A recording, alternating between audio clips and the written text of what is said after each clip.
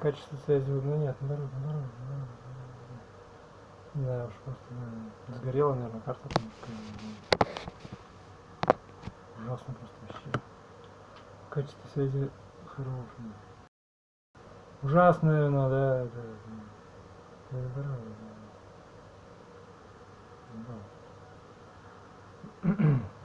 Ладно, чё?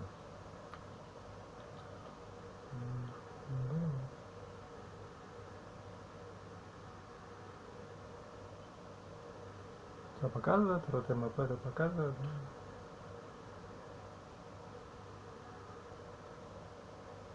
Ладно, не за всех каналов. Чего?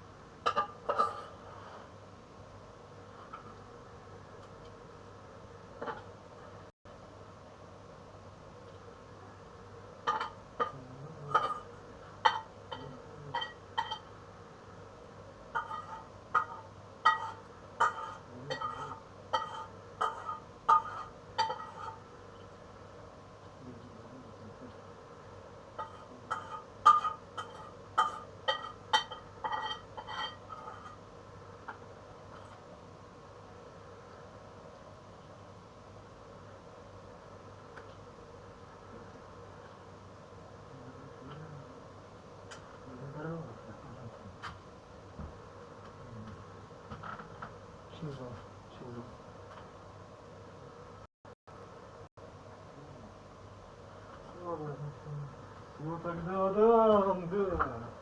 Черт. Слабый ты, все.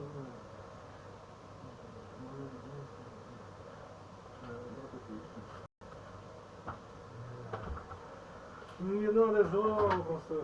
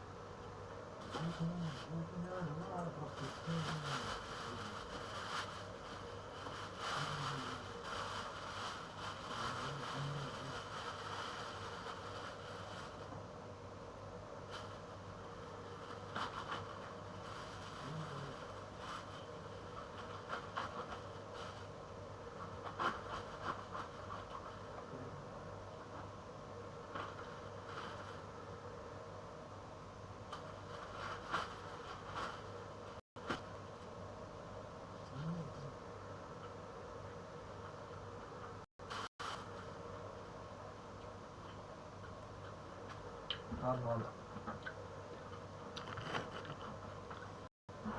Поели, хватит нам зайцев. Желтыш. Ну да.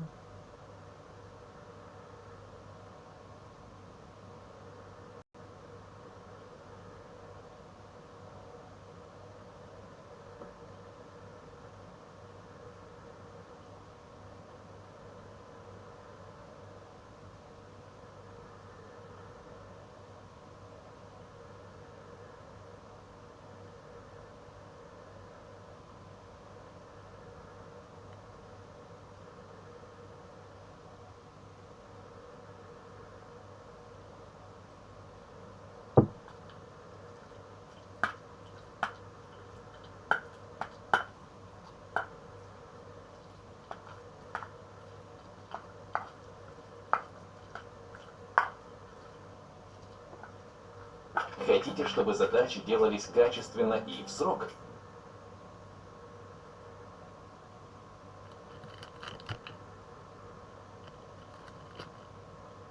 Hi there, and welcome to another episode of Piano TV. Today we're going to be talking about which books are best for beginners or for somebody who's been playing piano for a year with, or like up to a year, with some amount of regularity. Because it can be hard to tell, especially if you don't want to play like little kid songs all day long. This video kind of goes in conjunction with the last Q&A, which was how to find level appropriate repertoire or music. So if you haven't already seen that, you might want to just for more information, and I will link it below. So first off, it's always a good idea to use a good, solid method book that's geared towards adults. The two that I've used the most would be the Alfred's Adult Method Book, as well as the Piano Adventures Adult Method Book, and I actually like this one better, even though I've used this one for many, many years. The Piano Adventures one, I just find that the songs are really good. It goes through a really well-organized pace. There's duet parts, so if you have a friend who plays piano or you take lessons with a teacher, you can play these really nice songs with these creative duets, and that's pretty fun. The biggest reason I would say to use a method book is it kind of takes you through every learning step so that you don't have holes in your knowledge when you're learning how to play piano. It takes you like right from square one. So if you're a complete beginner, you can have a lot of success with this. Once you have a good grasp on note reading, and you can read all over the staff pretty comfortably, and you know, 8th notes and 16th notes. So basically, when you've been playing for about 3 to 6 months, good books to get into are the Royal Conservatory Preparatory level books. Now, this is kind of the gateway to grade 1, essentially. So all this material is designed to help get you ready for the grade level. This is like music kindergarten, basically. But don't be fooled by the cutesy names. Like some of these songs, one's called Playful Puppy, one's called Starfish at Night, but they're actually pretty hard pieces, even though they do sound cute. So these are pretty difficult for a complete beginner, but if you've been playing for a few months, this would be right up your alley. Now, this book may not be the most appealing, exciting book in the world by Carl Czerny, but this is the kind of book that's going to make you a good piano player. It's going to develop your technique. Just for a bit of background information, Carl Czerny was a student of Beethoven's, and he wasn't like a great master composer or anything, but he was a really good teacher, and he wrote tons of books like designed just for students to develop their technique. And these songs sound good, they sound nice, and it follows a logical progression, so it's actually a pretty good book to start out with if you're just learning how to read notes. I would say that like only about a third of this book is at a beginner level because it gets pretty hard pretty fast. But this is a good, you can think of this as like a method book if it were 200 years ago. I find it really, really, really useful, and I teach from it a lot. Dmitri Kabalensky is one of those rare composers like Czerny, who we just talked about, who wrote music from a beginner level all the way through to an advanced, difficult. Composers usually just write like beginner level pieces, or they write really difficult pieces like most classical composers, you know. There's not a lot who do it all, but this guy does it all, and this is called 24 Pieces for Children, Opus 39, but don't be put off by the title. It's not like it's just for kids. These are really good songs, and for the most part, like a kid wouldn't be playing these songs for a year or two anyway, because they're not right at a beginner level. You probably want to have a few months of playing piano before you even attempted these. But it's a really good collection. It actually spans a really wide range of levels, so the easiest pieces would be preparatory level, but some of the pieces get as difficult as grade 5 and grade 6. So you won't get a ton of use out of this right off the bat, but it will grow with you, and it is a book that you can continually return to instead of just using it for a few months and then forgetting about it forever. I think it makes a really nice addition to any piano music collection, so that's a good one.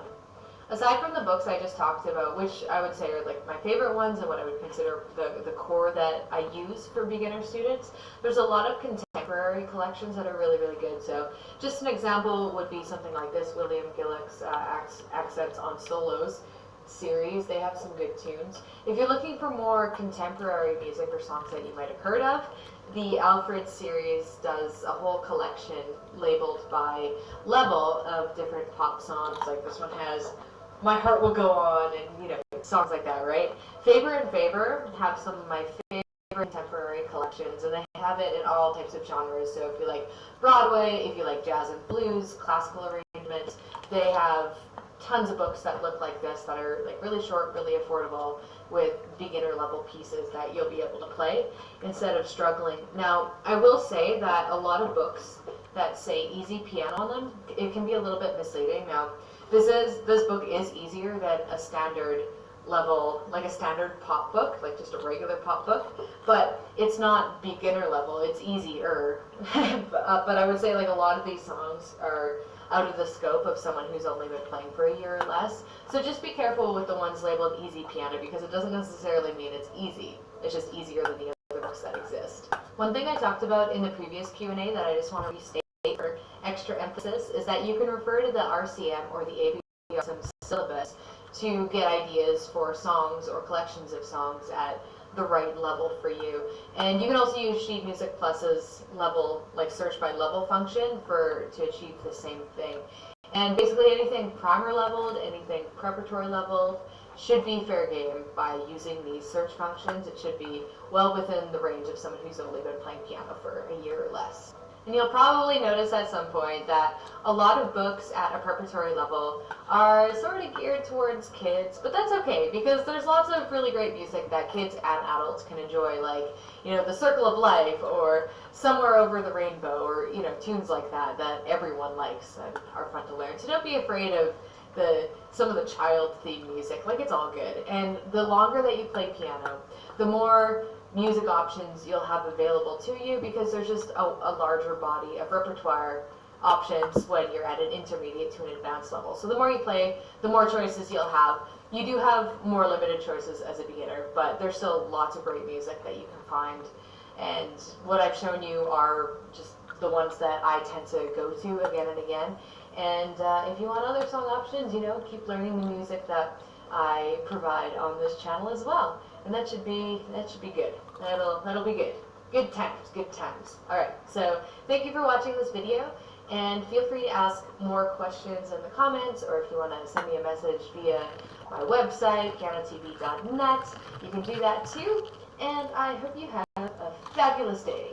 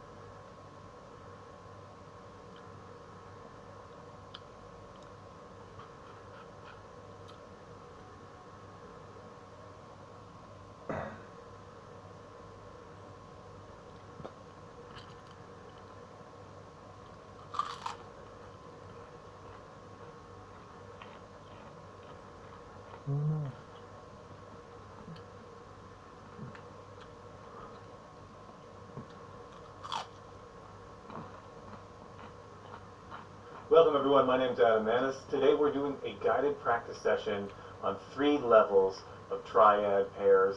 This is going to be a classic guided practice session where we work with a metronome. I'll be playing some bass lines for you, and you will be working. So get to your instrument. This is for all instruments. We do have some piano voicings there for you, for our pianists.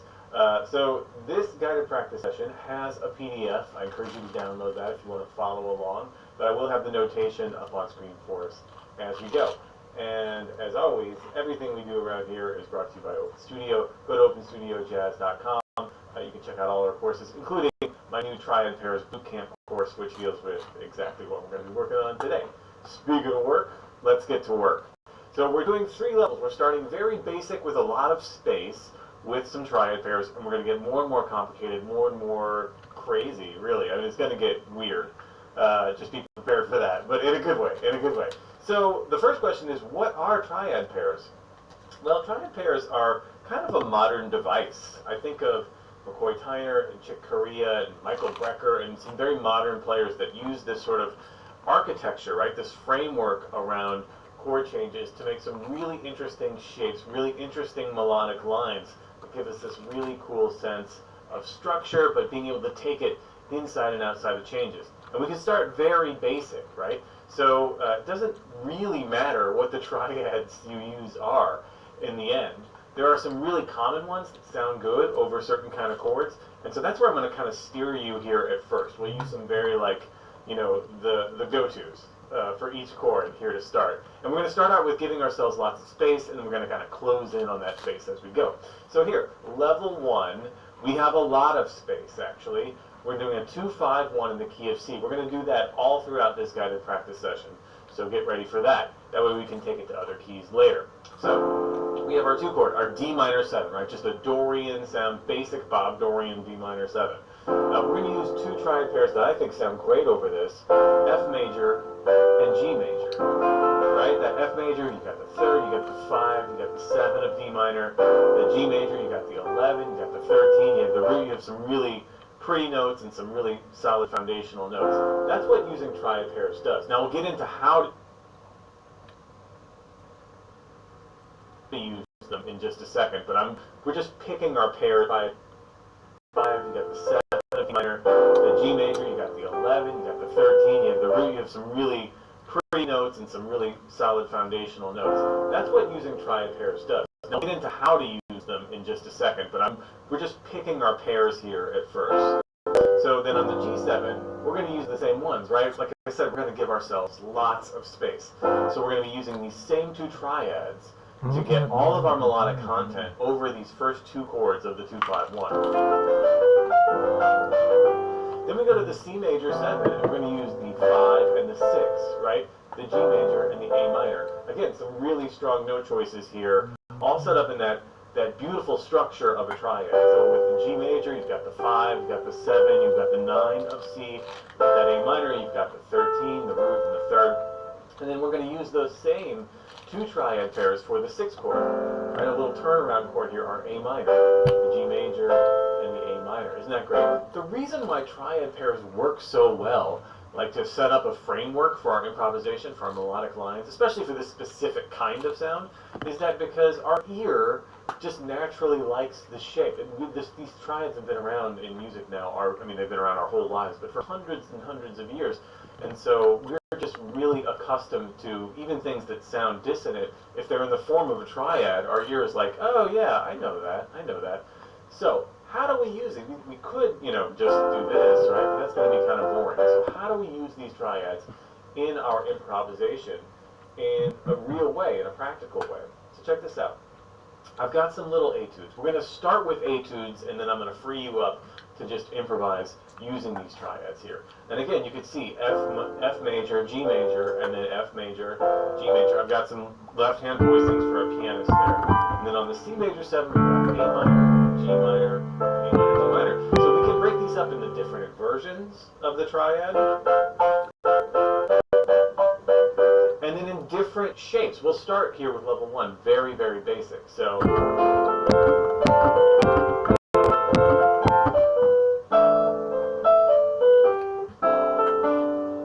listen to that. That's just some really basic triad pairs where we can sort of move our hand in these cool directions and get this great sound. That's the other thing is, like, especially for pianists, I think, these are so natural feeling in our hands. They lay really, really well in our hands. So let's try playing this etude, and then I'm going to let you off the leash to do whatever you want here with these triad pairs on this change. But let's start with as written here, or at least as close to as we can get. So I've got my click set to beats 2 and 4, like it's the hi-hat. And let's just play through it as written here. 1, 2, 1, 2, 3,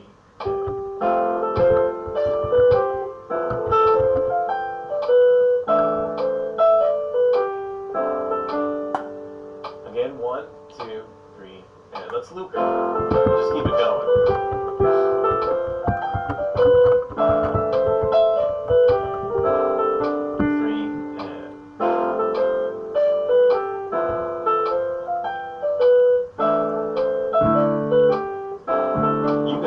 got it. Keep it going. I'm going to play some bass for you so you can hear how it sounds.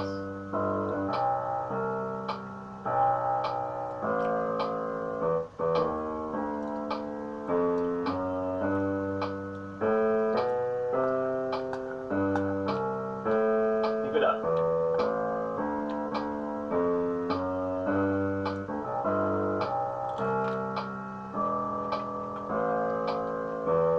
Last time, last time.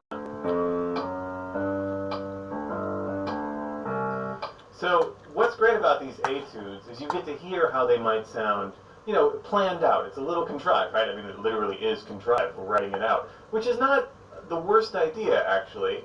I think it was in Herbie Hancock's autobiography where he was talking about how he was struggling to play fast, and someone recommended that he write out a solo for a fast tempo on rhythm changes, or it might have been Cherokee, one of the two. But anyway, as a way to just kind of feel it in your hands first before you can improvise. So that's kind of what these etudes do, at least for me. I love doing those. So let's try it, though. I want you to just explore now using these triad pairs. I have them labeled there, and you can use them however you want. Try different shapes, different inversions. Just change the triad pair when the chord changes. And you can use my voicings here if you're a pianist to help get the sound. I'll play some bass. 2 and 4 on the hi-hat. Here we go. 1, 2, 1, 2, 3, and.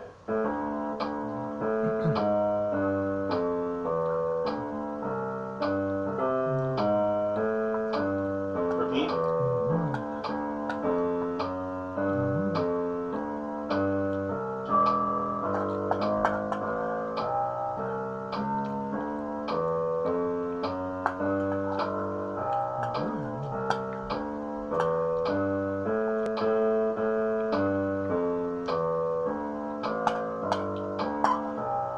Она и была вот эта, да.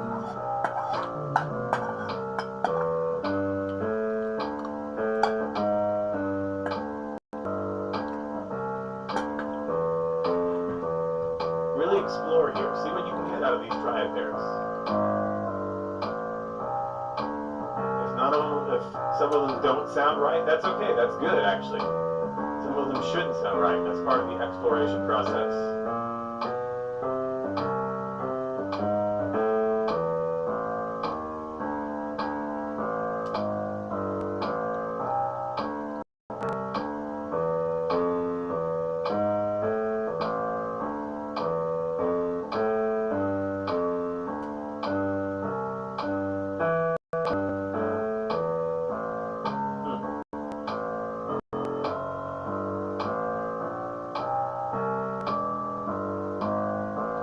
Last time, you got it.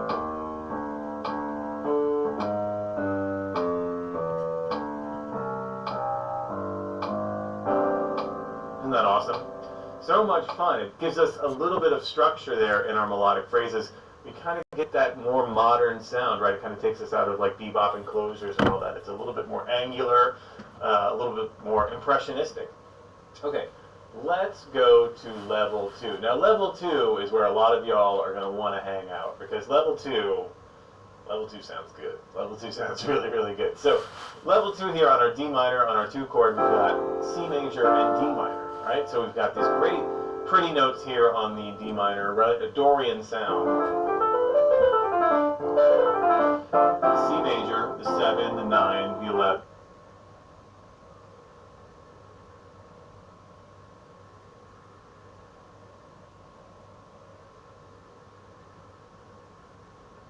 And then D minor, which is just the root 3/5, right?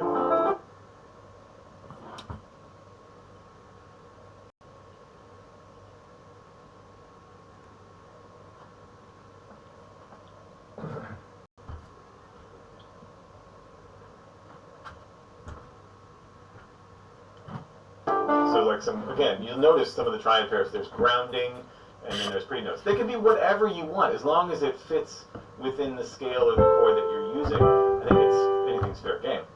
Our next chord, G7 alt, based off the altered scale, right? That 7th degree of A flat melodic minor ascending. G, A flat, B flat, C flat, D flat, E flat, F, and G. 2 very common triads that you hear players use over this altered chord are the flat 5, flat 6, D flat, and E flat over our G7. Now for our C major 7, we're going to do a little bit of alteration here. We're going to do a sharp 11, so that Lydian sound. We're going to use a D major and an E minor. Beautiful sound. Yeah, kind of takes you on this like roller coaster. Then we're going to do, for our 6th chord, instead of A minor, we're going to do A7 alt. And again, we're going to use the same formula we used on the G7 alt, flat 5, flat 6.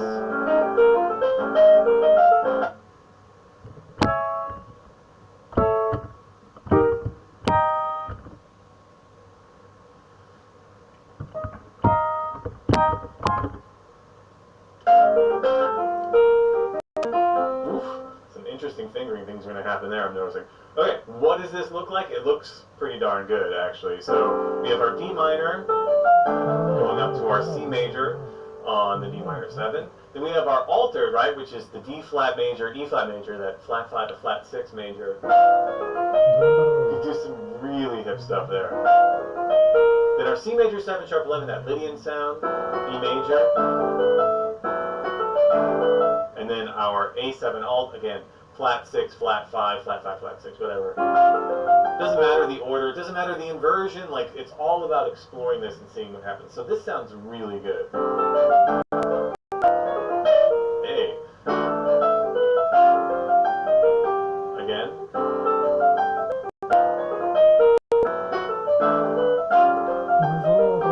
See what I'm saying? That's that sound, right? That's that really slick, like angular modern sound. Let's try it. Let's try playing this etude as written. Check out those chordal voicings I have there for the pianist and the left hand. Let's play it as written here at first, and then we'll start doing stuff to it. Here we go. Что ты умный уже. 1, 2, 1, 2, 3, and. Ну нет.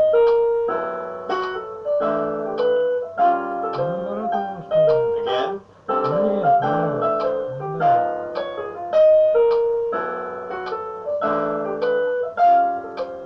Again?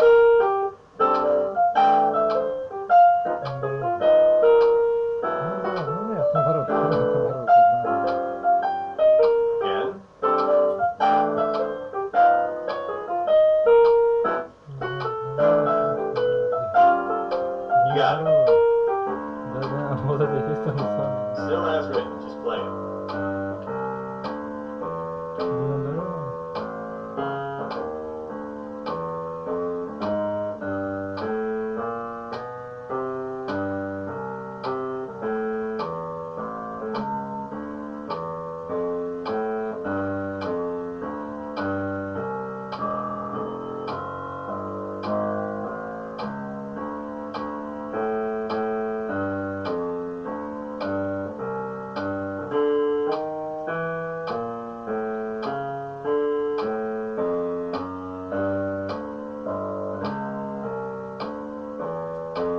Getting these shapes in our hand. One more time, one more time.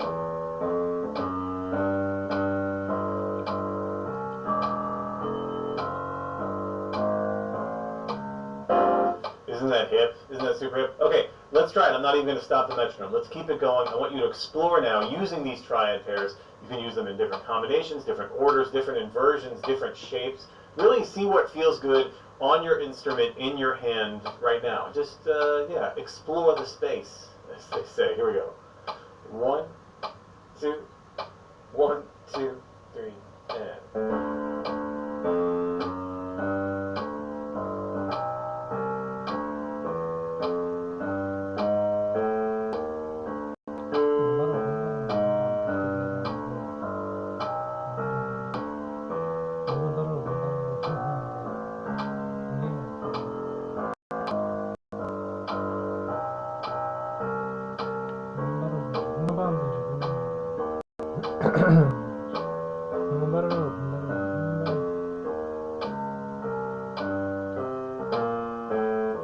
Наоборот, значит, я играю.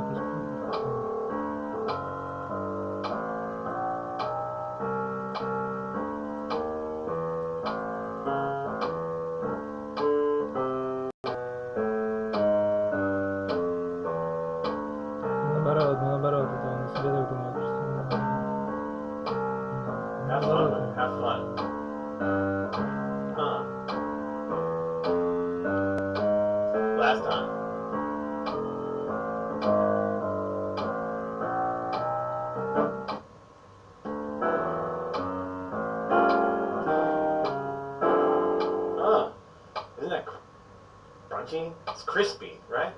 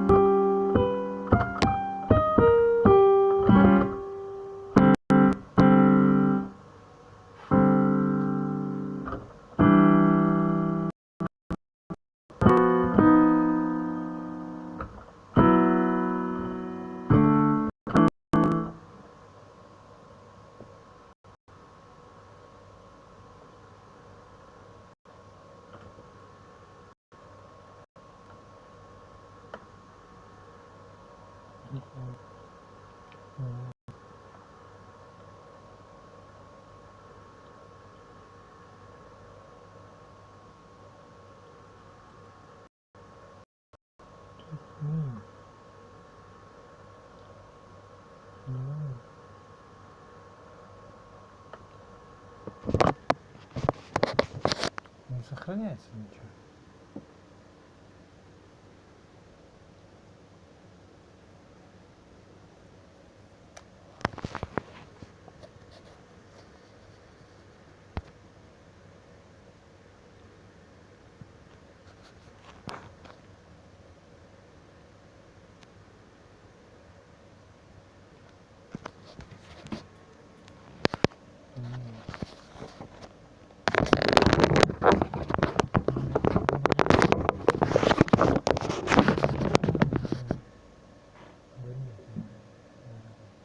Работу ищи, работу. Что? Сейчас чуть разомну пальчики.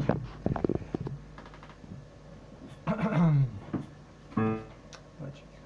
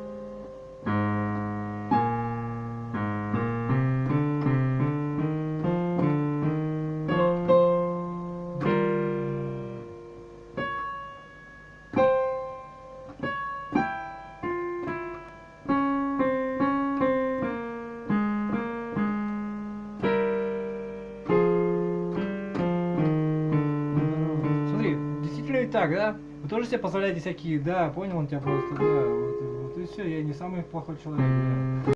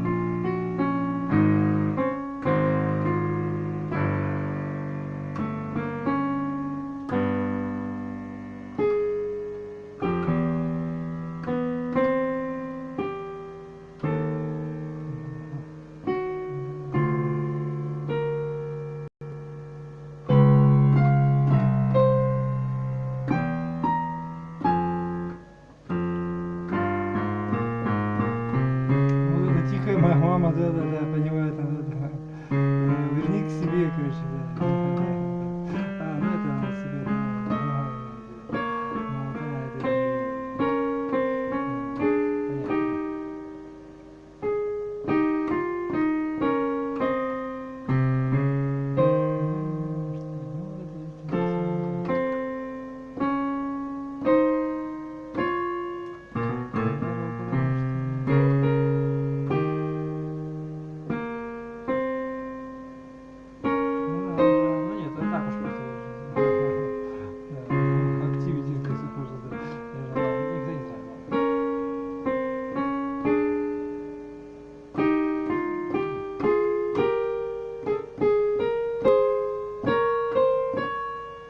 Если бы я более активным был, настойчивым, может, да, или еще каким-нибудь, да, может, я пришел бы.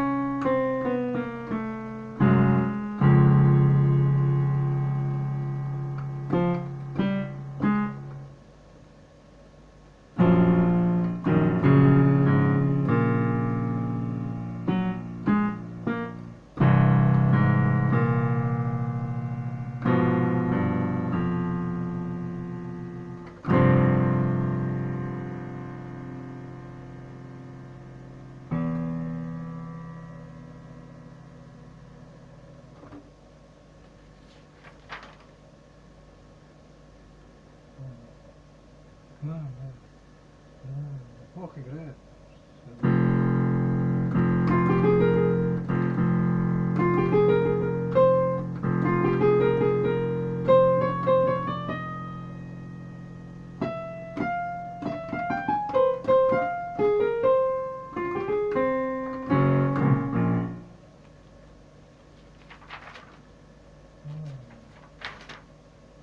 Ну что?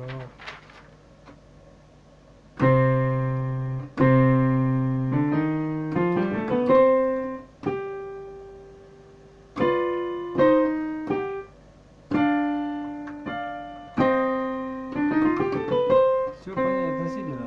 Ты мне за что деньги платишь? Да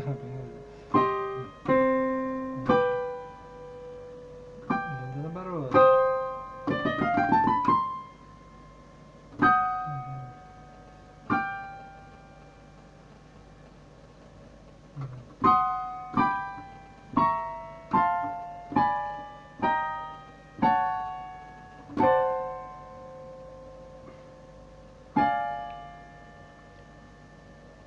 Наоборот, значит. Ну, наоборот, значит, наоборот, потому что... И что, и где моя работа тогда? Где нашлась мне работа, да? Наоборот.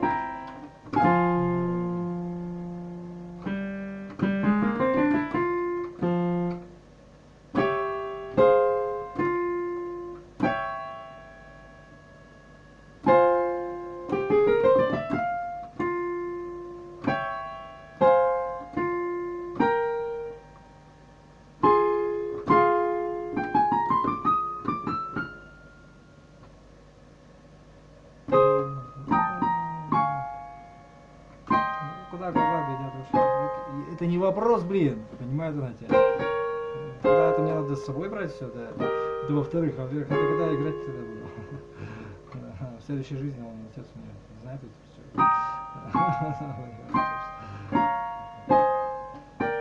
Еще давай, еще список делай покупок.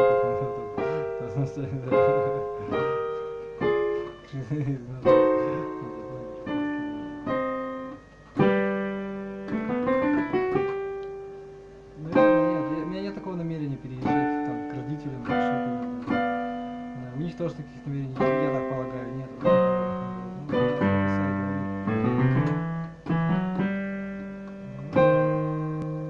Зачем это? То есть, жизнь, ну вот так вот, может, мы такие уроды. Черт его знает. Сложно так говорить. От тебя все зависит. Что да. Видишь, не нашел работу. Ну, такие мы. Нашел работу, нормально все, да.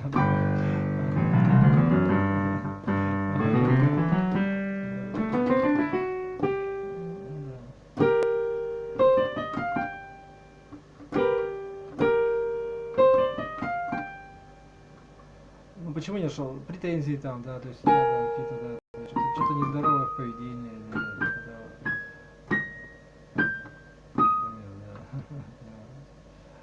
Я понимаю, я просто порой по-своему может. Нет еще, вот пока вы все разбираетесь там, кажется, что я, да, помимо чего прочего. Да. И кто будет разбираться, кому ты сдался? Просто так уж, да, здесь. Да, все понятно, вот я про это и говорю тебе.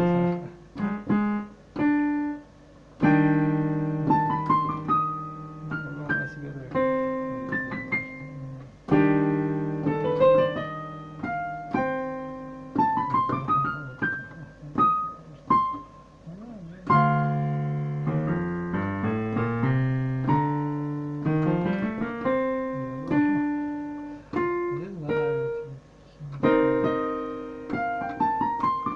Не знаю, там просто это да, вот это есть.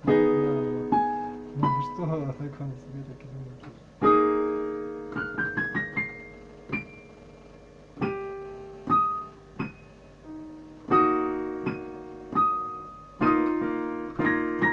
Ну это да, понимаю, да.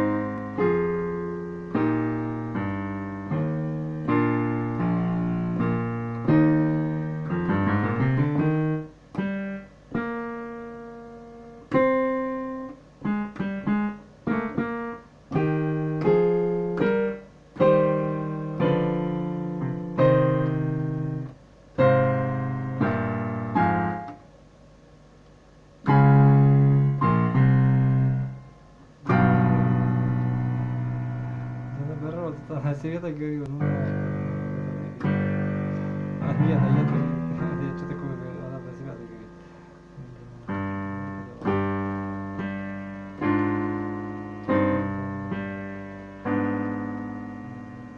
Нет. Я что-то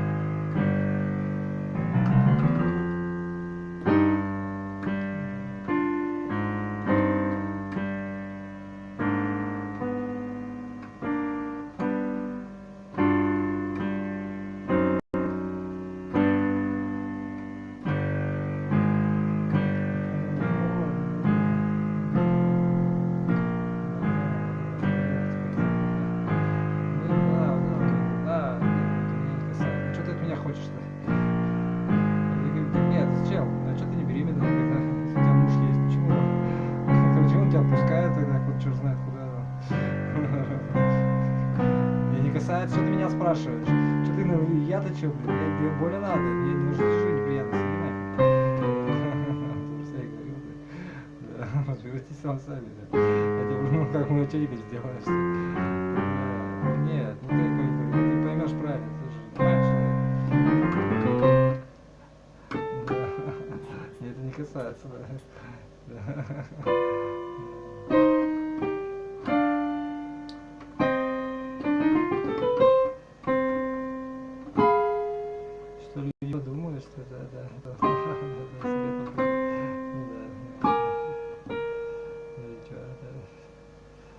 Тебе думают. Ну, это, да, понятно. Они всегда что-то думают, понимаешь? Ну, не надо, это не оскорбление, просто, ну, это, ну, да, понимаешь, не по-мужски, ну, да, типа того. Ну, и что теперь ты будешь, наверное, никто не смотрит, просто тебе деньги надо получать за это, как понимает он тебя просто. А там, как бы, область приличия, там, как бы, типа, маму охраняют, поэтому там есть... Вот это она и говорила тебе. Да, ну нет, я что, не трогаю там. Ну ладно, себе так, он думал быстро говорить.